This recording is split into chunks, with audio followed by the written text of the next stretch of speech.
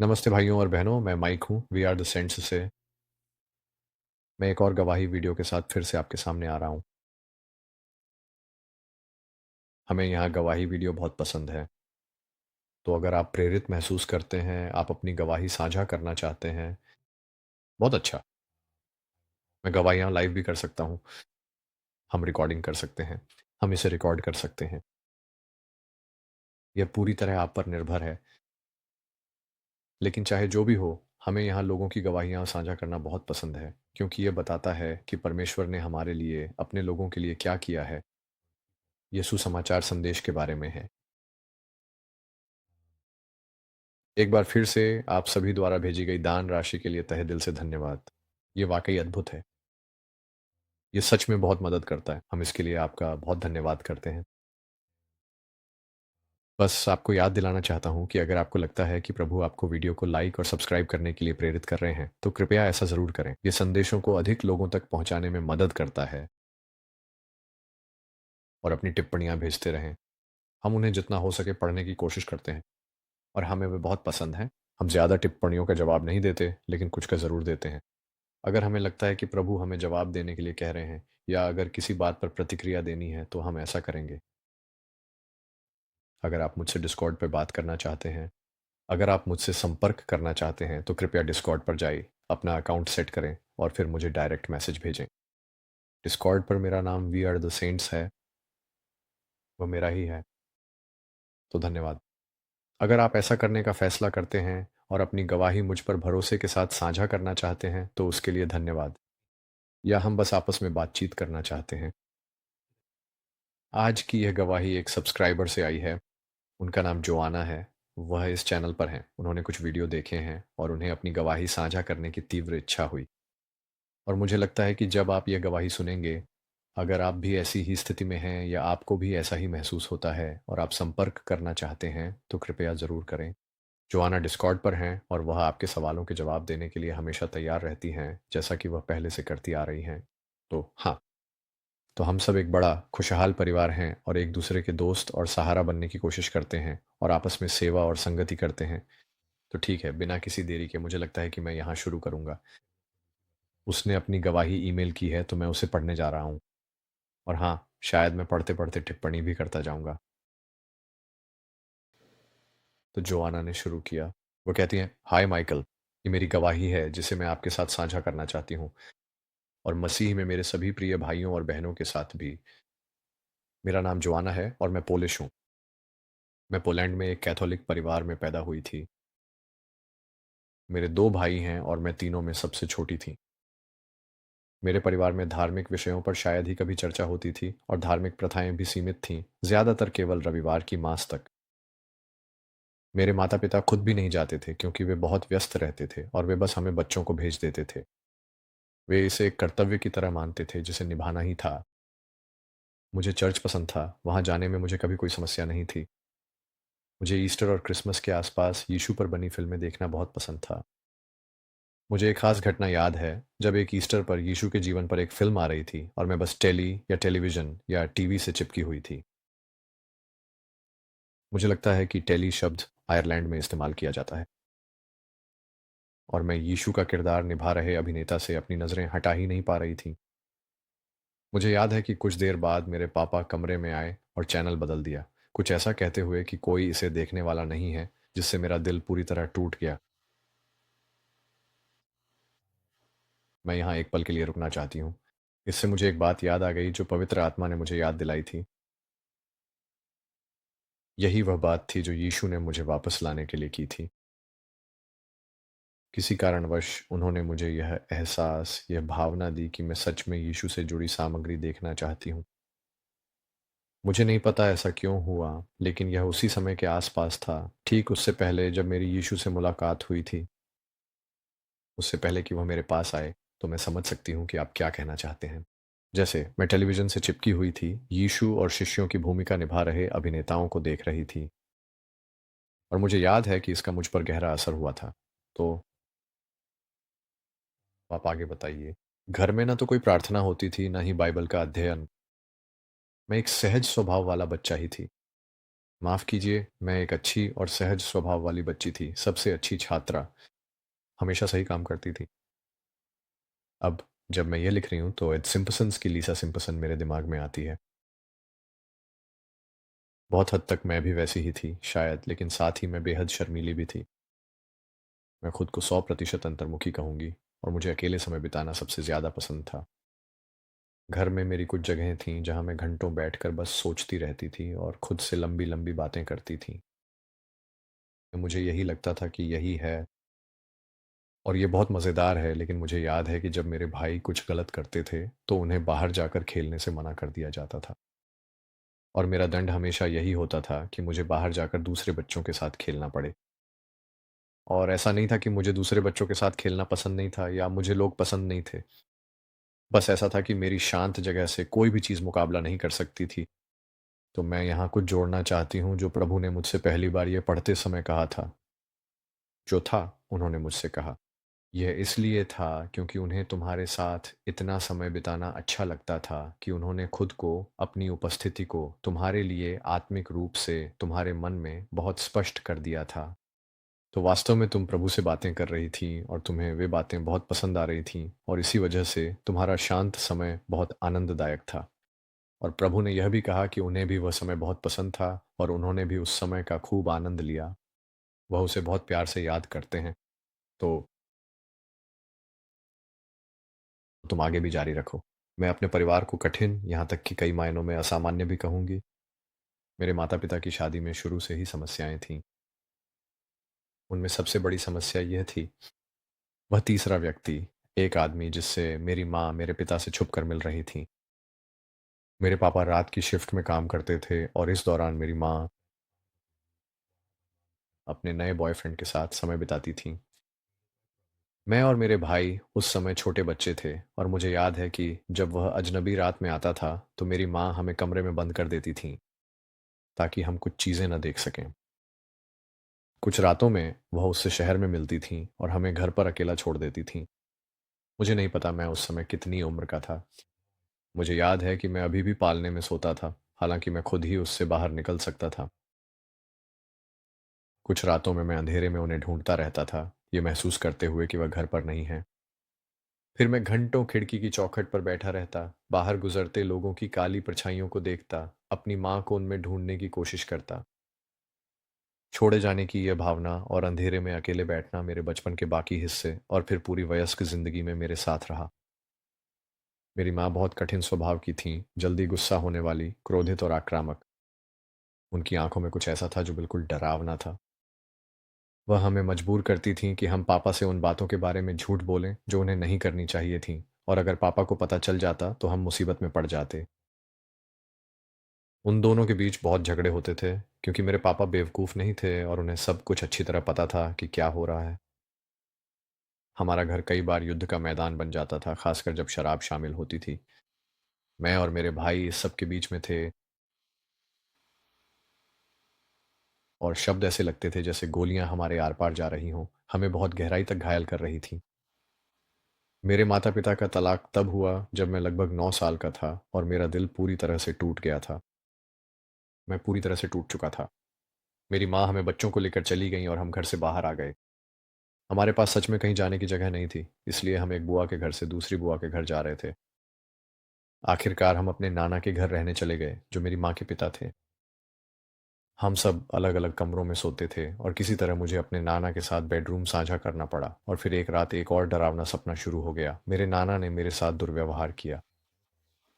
उसने यह सबसे भयानक तरीके से किया, क्योंकि उसने न सिर्फ इस बात का फ़ायदा उठाया कि मैं छोटी और असहाय थी, बल्कि यह भी कि मैं गहरी नींद में थी और मैं उस घटना के बीच में जाग गई, जिसे मैं एक 9 साल की मासूम लड़की होने के नाते सच में समझ भी नहीं पाई थी। मैं अपने दिमाग में उसे कोई नाम भी नहीं दे पाई, क्योंकि मैं उसे पूरी तरह समझ ही नहीं सकी थी। मुझे लगता है कि आप यहाँ यह कहना चाह रहे हैं कि आप उसे समझ या स्वीकार नहीं कर पाईं। मुझे समझ नहीं आया कि इसके साथ क्या करूँ, तो मैंने इसे ऐसे ही दिमाग से बाहर कर दिया जैसे यह हुआ ही नहीं था। मैं सुबह उठी और स्कूल चली गई। फिर मैं अपने दिन के बाकी हिस्से को ऐसे ही बिता पाई जैसे मुझे उसकी कोई याद ही नहीं थी, जब तक अगली रात वही घटना फिर से नहीं हुई। फिर पिछली रात की यादें वापस आने लगीं और यह तथ्य कि यह 2 बार हुआ, अब मेरे लिए इसे नकारना नामुमकिन बना दिया। और भले ही मैं इसे पूरी तरह समझ नहीं पाई थी, मुझे पता था कि यह बहुत बुरा है। मैंने इसकी भयानकता और बोझ को महसूस किया।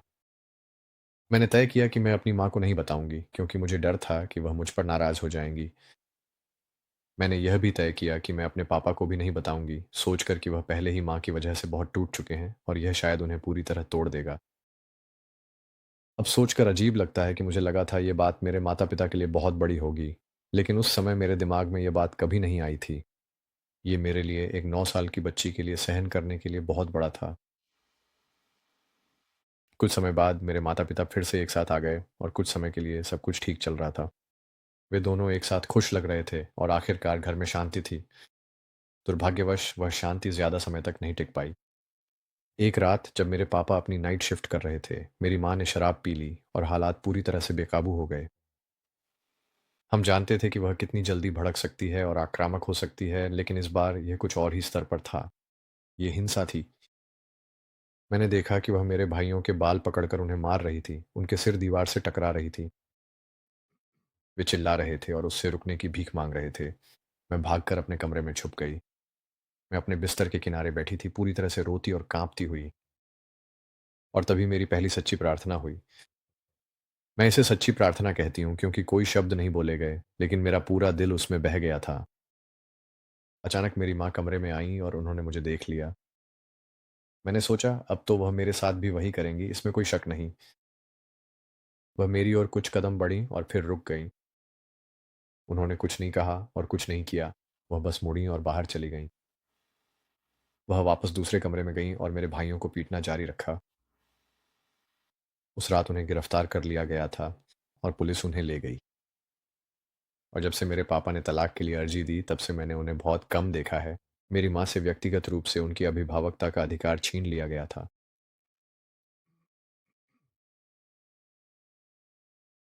वह हमें बच्चों से सिर्फ पापा की अनुमति से मिल सकती थीं, जो उन्होंने कभी नहीं दी। मुझे पता था कि उन्होंने उस दूसरे आदमी के साथ नया परिवार शुरू कर लिया था और भी बच्चे हुए थे। जब माँ चली गईं तो हम सब ने राहत की सांस ली। मेरे पापा बहुत अच्छे थे और उन्होंने सब कुछ ठीक करने की बहुत कोशिश की। दुर्भाग्यवश जल्द ही 3 बच्चों के साथ अकेले पिता होना और फुल टाइम नौकरी करना उनके लिए बहुत भारी पड़ने लगा। अचानक सिर्फ एक सैलरी से पैसे पूरे नहीं पड़ रहे थे और उस समय पोलैंड में हालात वाकई बहुत मुश्किल थे। अगले कुछ वर्षों तक मैंने देखा कि मेरे पापा शराब में और ज़्यादा डूबते जा रहे थे, लेकिन यह उनकी सबसे बड़ी समस्या नहीं थी। माफ़ न कर पाना। मेरे पापा ने कभी मेरी माँ को माफ़ नहीं किया। उनके मुँह से इतनी ज़्यादा नाराज़गी और नफ़रत निकलती थी कि उनके साथ एक ही कमरे में रहना मुश्किल हो जाता था। सबसे बुरी बात ये थी कि क्योंकि मेरी माँ वहाँ नहीं थीं, इसलिए यह सब मुझे ही सुनना पड़ता था। मैंने अपने दिल में अपनी माँ को और उन सारी बुरी बातों को माफ़ कर दिया था, लेकिन मेरे पापा जो कुछ भी कहते थे, वह मुझे अंदर तक चुभता और बहुत गहराई से घायल करता था। शायद यह मानना मुश्किल हो सकता है। सालों तक मेरे पापा ने जो मानसिक प्रताड़ना मुझे दी, उसने मुझे मेरी माँ और दादाजी द्वारा किए गए सभी ज़ख्मों से भी ज़्यादा और गहराई से घायल किया। मुझे नहीं पता ये कैसे संभव है, बस ऐसा ही है। वह नफ़रत लगातार और भी ज़्यादा बढ़ती जा रही थी और मेरे पापा को इसका एकमात्र हल शराब में ही नज़र आया। एक समय ऐसा आ गया कि मेरे पापा ने घर आना ही छोड़ दिया। अपना सारा खाली समय पब में बिताने लगे और रात को पूरी तरह नशे में धुत होकर ही घर आते थे। मैंने एक रविवार को, जब मैं चर्च में मास के दौरान बैठा था, खुद से कहा, मैंने अपने पापा को खो दिया है। और यही उस दुश्मन के साथ बातचीत की शुरुआत थी। एक ऐसी बातचीत जिसे मैं कभी करना नहीं चाहता था। उसने कहा, तुम अकेले हो। अचानक मेरे दिमाग में आवाज़ आई, तुम्हारी माँ ने कभी तुमसे प्यार नहीं किया। अगर करती तो वह तुम्हें छोड़कर जाती नहीं और नई फैमिली शुरू नहीं करती। फिर वह आवाज़ आगे बोली, तुम्हारे पापा ने भी कभी तुमसे प्यार नहीं किया। अगर करते तो उन्होंने पब को अपना घर नहीं बना लिया होता। ये सब सुनने के बाद मैंने खुद का बचाव करने की कोशिश की और यही मेरी सबसे बड़ी गलती थी। मैंने उस आवाज़ से कहा, मैं अब भी शादी कर सकती हूँ और मुझे एक ऐसा पति मिलेगा जो मुझसे प्यार करेगा और मैं भी प्यार करूँगी। और यही दुश्मन का आखिरी वार था। उसने कहा, और तुम्हें क्या लगता है कौन तुमसे शादी करेगा? तुमसे शादी करेगा? तुम गंदी हो। मैं पूरी तरह से बिखर गई। मैं पूरी तरह हार चुकी थी। उसने मुझे हरा दिया। और हाँ, दुश्मन ने मुझे हरा दिया। चर्च में, मिस्सा के दौरान। उस समय मेरी उम्र सिर्फ 14 साल थी। और मैं इसी उम्मीद से जी रही थी कि एक दिन मुझे ऐसा पति मिलेगा जो मुझे वह सारा प्यार देगा जो मेरे माता पिता नहीं दे सके। और उसने मुझसे वह उम्मीद भी छीन ली। बस ऐसे ही मैंने चर्च जाना बंद कर दिया। अचानक मुझे अपनी माँ पर गुस्सा आ गया, मुझे अपने पापा पर गुस्सा आ गया, और मैं खुद भगवान से भी नाराज हो गई। उसी समय मेरे पापा के अंदर का जो गुस्सा बाहर निकल रहा था वह अब मुझ पर और सीधे तौर पर पड़ने लगा। जैसे जैसे मैं एक महिला बन रही थी और मेरी शक्ल सूरत भी मेरी माँ जैसी होने लगी थी। मुझे याद है जब मैं 19 साल की थी और मैंने अपने एक पुरुष मित्र के साथ सिर्फ एक कप कॉफ़ी पीने के लिए मुलाकात की थी। बस एक मासूम सी कॉफ़ी। और जब मैं घर लौटी, मेरे पापा ने मुझे देखा और उनके मुंह से ये शब्द निकले, तुम एक गंदी चटाई हो, बिल्कुल अपनी माँ की तरह, और तुम्हारा भी वही हाल होगा जो उसका हुआ। जब मैं 23 साल की थी, मुझे मेरी सबसे अच्छी दोस्त जो आयरलैंड में रहती थी से क्रिसमस पर मिलने का निमंत्रण मिला। मैंने अपना सामान एक बैग में पैक कर लिया, ये जानते हुए कि अब मैं वापस नहीं आऊंगी।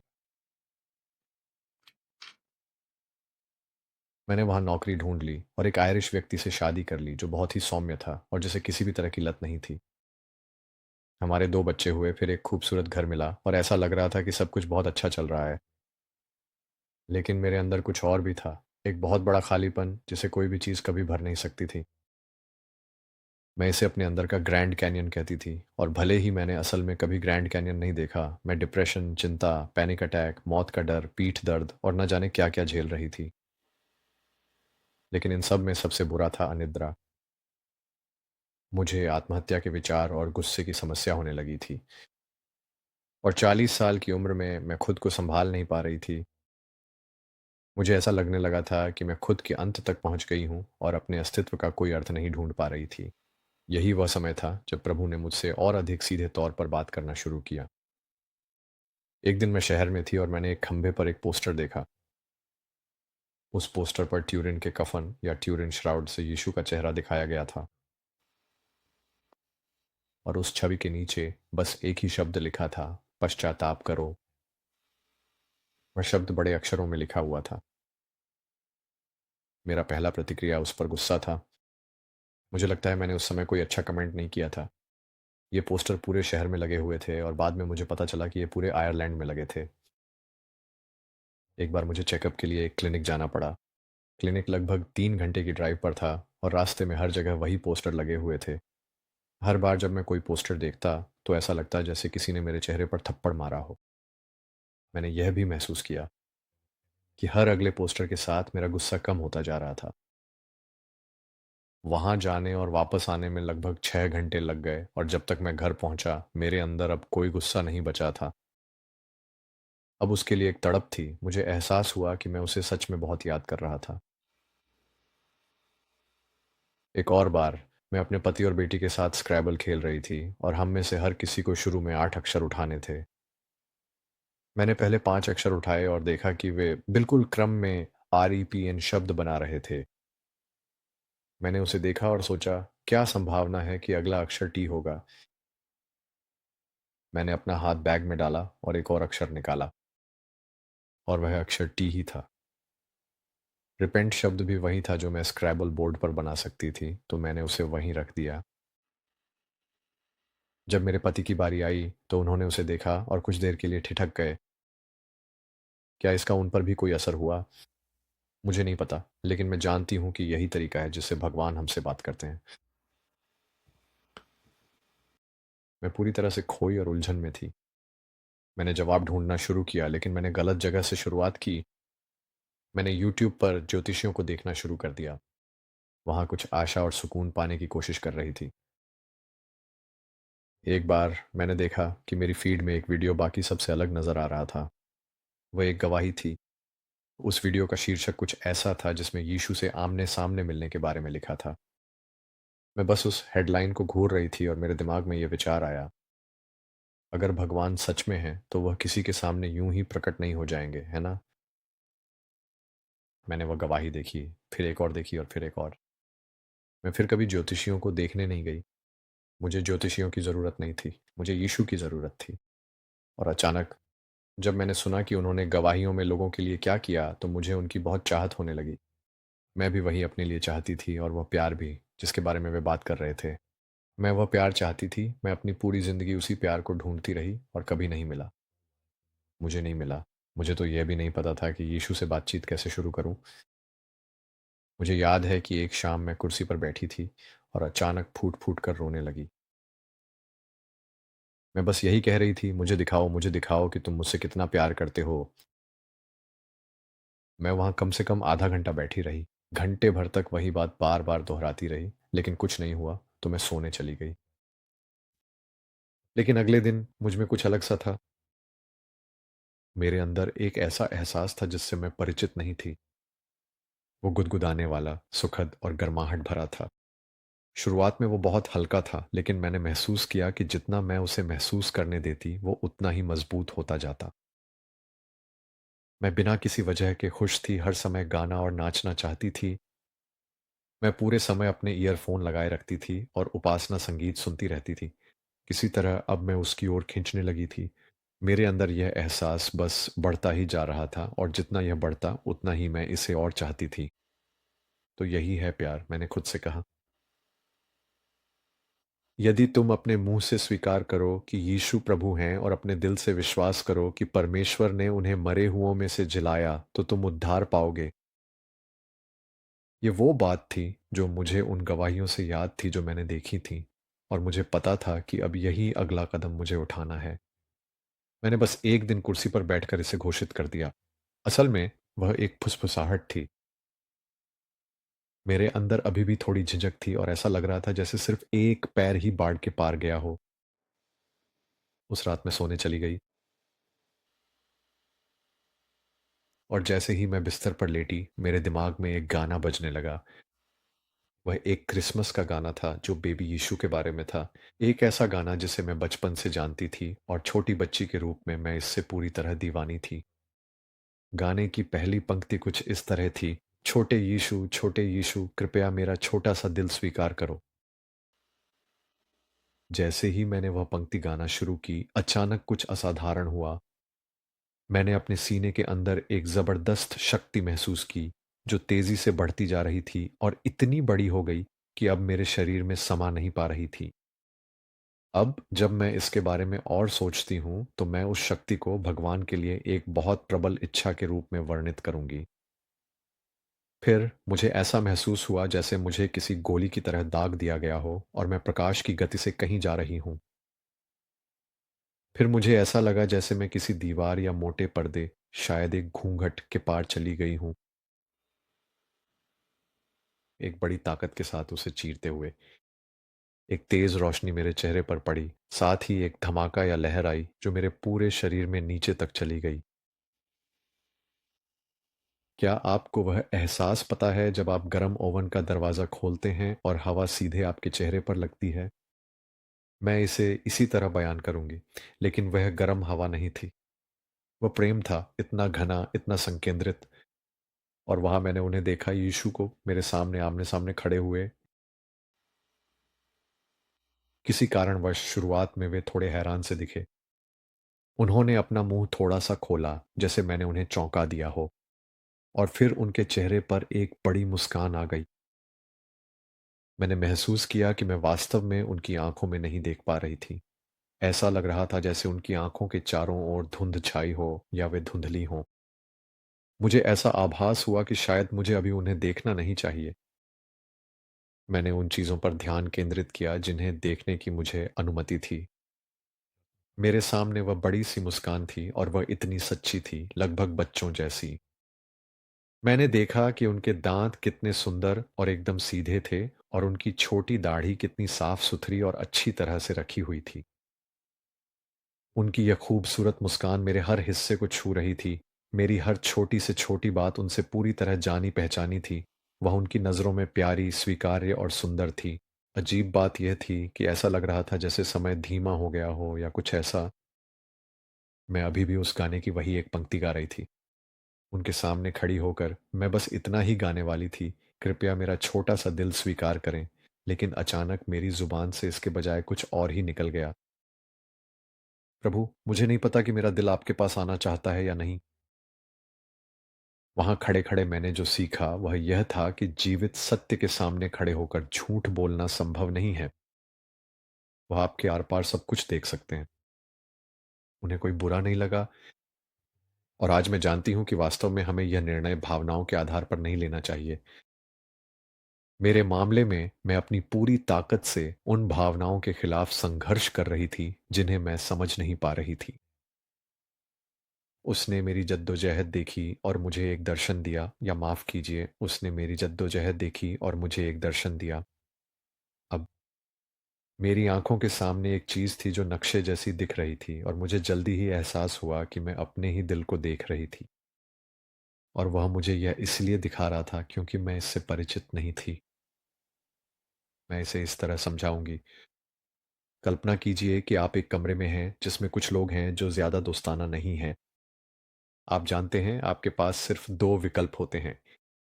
एक तो यह कि आप इंतजार करें कि वे लोग कमरे से चले जाएं, और दूसरा यह कि आप खुद कमरे से बाहर चले जाएं। जब मेरे दादा ने मुझे पहली बार चोट पहुंचाई तो मैं उसे अपने मन से ऐसे निकाल पाई जैसे कुछ हुआ ही नहीं था। लेकिन जब उन्होंने मुझे दूसरी बार चोट पहुंचाई तो मुझे ही वहां से जाना पड़ा। यह मेरे लिए सहन करना बहुत बड़ा था, इसलिए मैं अपने दिल से बाहर किसी तरह के सर्वाइवल मोड में जी रही थी। साथ ही मैं अपने दिल को आगे की चोट से भी बचा रही थी। मैंने देखा कि यह सबसे ज्यादा कठोर किनारों पर था, और मैंने देखा कि मेरे दिल के कठोर हिस्सों को मेरे दिमाग से डोरियों के जरिए जोड़ा गया था, और ये सारी डोरियां वे झूठ थीं जो दुश्मन ने मेरे दिमाग में डाले थे, जो इस कठोरता का कारण बन रहे थे। हर एक डोरी एक झूठ का प्रतिनिधित्व करती थी। यही झूठ थे जो इस प्रतिरोध का कारण बन रहे थे। मैंने देखा कि कौन कौन से हिस्से यीशु के थे, और मुझे हैरानी हुई कि इसका कितना बड़ा हिस्सा उन्हीं का था। हाँ, यह दिल यीशु का था। इससे मेरा फैसला लेना आसान हो गया। मैंने अपनी दोनों बाहें उस दृश्य में डाल दीं। मैंने अपना दिल पकड़ा और उसे पकड़ने वाली सारी डोरियों को तोड़ने के लिए खींचा, और फिर उसे यीशु को सौंप दिया। और ऐसा करते हुए मैंने अपने गीत की उस पंक्ति को गाना पूरा किया। अगले कुछ महीनों को मैं प्यार में डूबा हुआ महसूस करने जैसा ही बताऊंगा। मुझे बस यीशु ही चाहिए थे।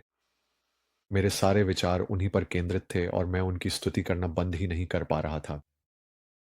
मुझे ऐसा लग रहा था जैसे मेरे सीने में एक गुब्बारा है जो बस और बड़ा होता जा रहा है। अब यह सिर्फ हल्की सी गुदगुदी नहीं रह गई थी, ये तो आग थी। उनकी ओर से एक जबरदस्त खिंचाव था जिसका मैं विरोध नहीं कर सकता था। परमेश्वर के निकट जाओ और परमेश्वर तुम्हारे निकट आएगा। याकूब 4 पद 8। मैं इन शब्दों को पूरी तरह जी रहा था। ऐसे दिन भी थे जब मैं चिल्ला रहा था कि अब और सहन नहीं कर सकता। और फिर मैं खुद को उस दिन की याद दिलाता था जब मैं उनसे उनकी प्रेम की अनुभूति दिखाने की भीख मांग रहा था। तो मुझे लगता है कि आपको जो चाहो उसके लिए सावधान रहना चाहिए।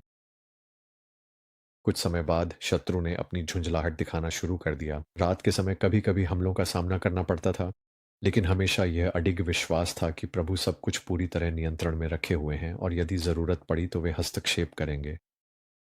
पवित्र आत्मा की ओर से हमेशा हमले के आने की चेतावनी भी मिलती थी ताकि मैं तैयार हो सकूं। वैसे तैयार होने का मतलब हमेशा यही होता था कि मैं अपनी सारी ताकत विश्वास की ढाल में लगा दूं, और शांत रहूं, शांत रहकर सहन करता रहूं जब तक शत्रु हार न मान ले। मैं इन हमलों के बारे में ज्यादा कुछ कहना नहीं चाहता क्योंकि मैं दुश्मन को कोई श्रेय नहीं देना चाहता। हालांकि एक विशेष हमला था जिसके बाद कुछ असाधारण घटित हुआ, तो मैं इसके बारे में कुछ शब्द कहूंगा। ये उन हमलों में से एक था जिसमें प्रभु को हस्तक्षेप करना पड़ा, और जैसे ही उन्होंने किया, दुश्मन प्रकाश की गति से भाग गया। उसने मुझे जमीन पर मुंह के बल लेटा हुआ पाया। यह आत्मा में था। मैं उसकी उपस्थिति को पूरी तरह महसूस कर रहा था। आत्मा में उसकी उपस्थिति को पूरी तरह महसूस करते हुए अचानक मुझे खुद को इतना अयोग्य और गंदा महसूस हुआ कि मैं सिर उठाने की हिम्मत नहीं कर सका। उसकी ओर देखने की हिम्मत नहीं हुई। मुझे नहीं पता कि यह सिर्फ मेरी अपनी बुराई के कारण था या इसका कोई संबंध उन गंदे आत्माओं से था जिन्होंने मुझ पर अपना प्रभाव डाला था। एक सेकंड पहले मैं जैसे था वैसे ही पड़ा रहा और ये शब्द कहे, मुझे धो दो। जैसे ही मैंने ये कहा, एक बूंद पानी मुझ पर गिरी, फिर एक और जल्दी ही वे बूंदें एक धारा में बदल गईं जो लगातार बड़ी होती गई। वह धारा एक नदी में बदल गई और जल्दी ही नदी की धार ने मुझे बहा दिया। मैंने मन ही मन सोचा, शायद मुझे कहीं ले जाया जा रहा है। मुझे तो यह भी नहीं पता कि यह सब कैसे हुआ, लेकिन अचानक मैं समुद्र की गहराइयों में था।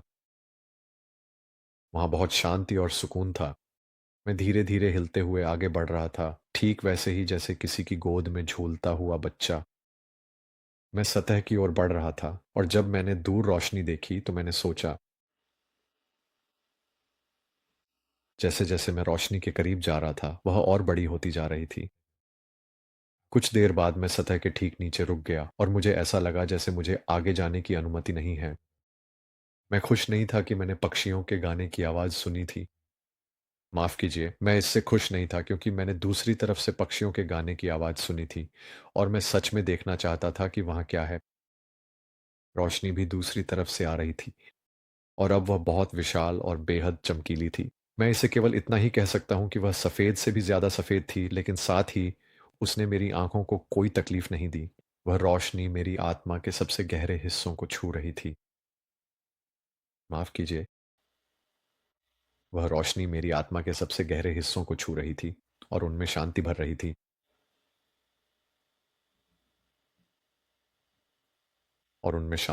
थी। ठीक है, अब मैं उस रोशनी को पहचानता हूँ। वह एक व्यक्ति था। ये पिता थे।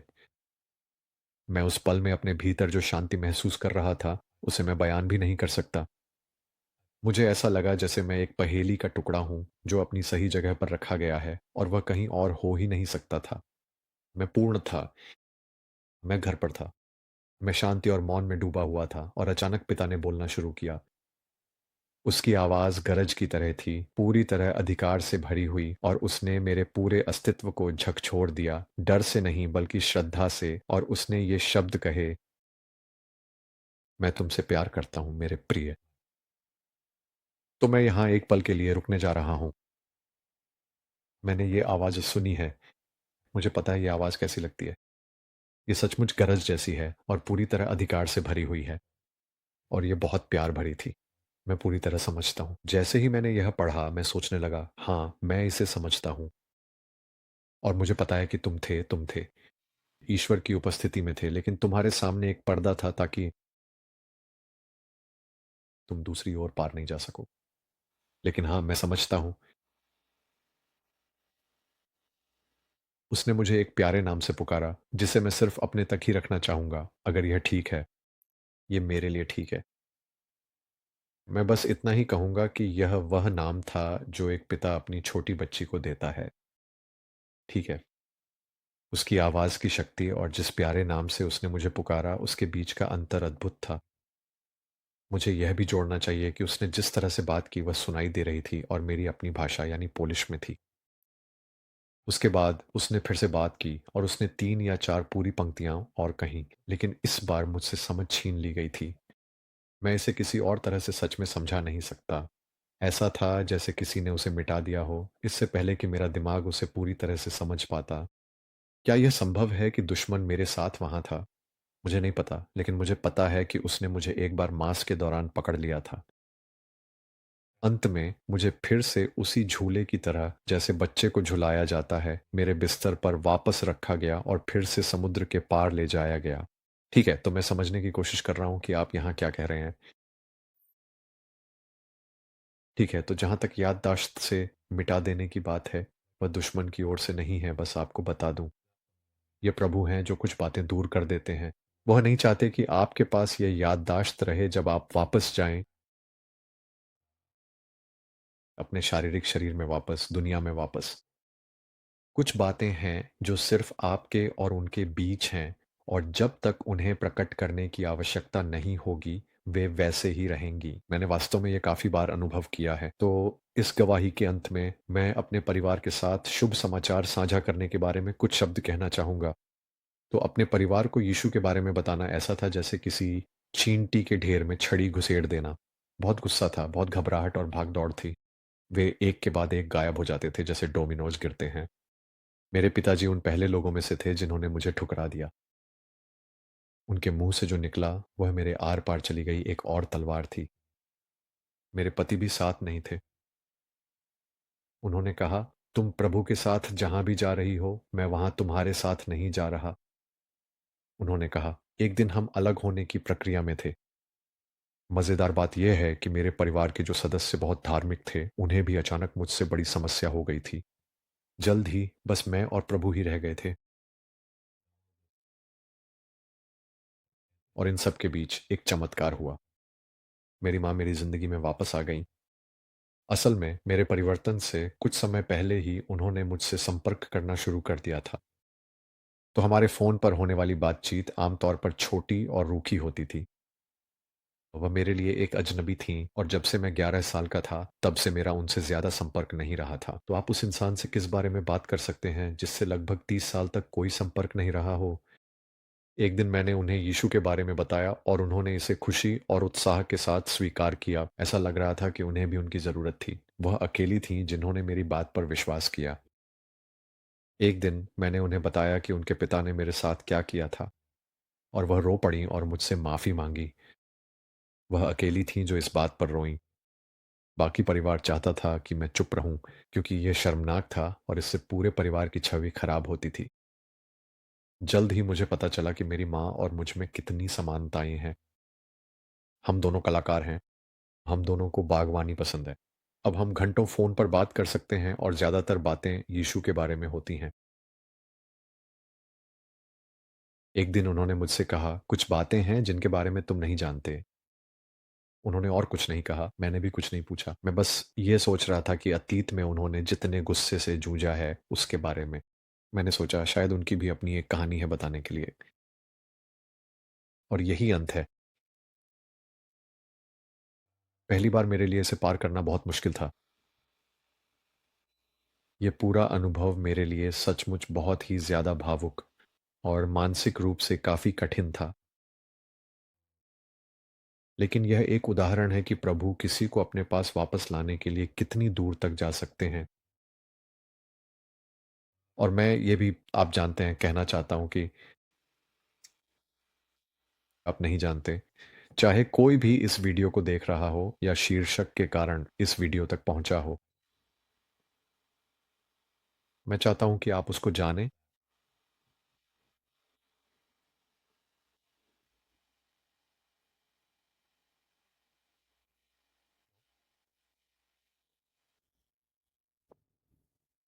तो इसके लिए क्षमा करें। उम,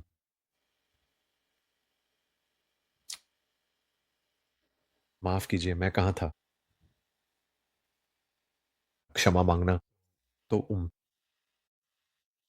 जो भी इस वीडियो को देख रहा है, मैं चाहता हूं कि आप ये जान लें और समझ लें कि यह संयोगवश नहीं हुआ था।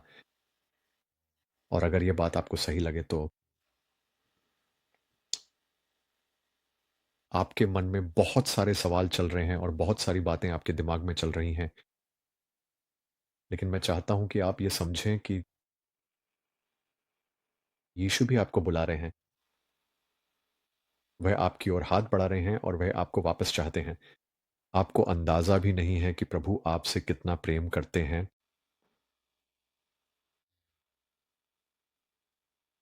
वे आपसे इतना गहरा प्रेम करते हैं जिसे आप अभी समझ नहीं सकते, पर एक दिन समझेंगे। मैं आपसे बस ये कहना चाहता हूँ कि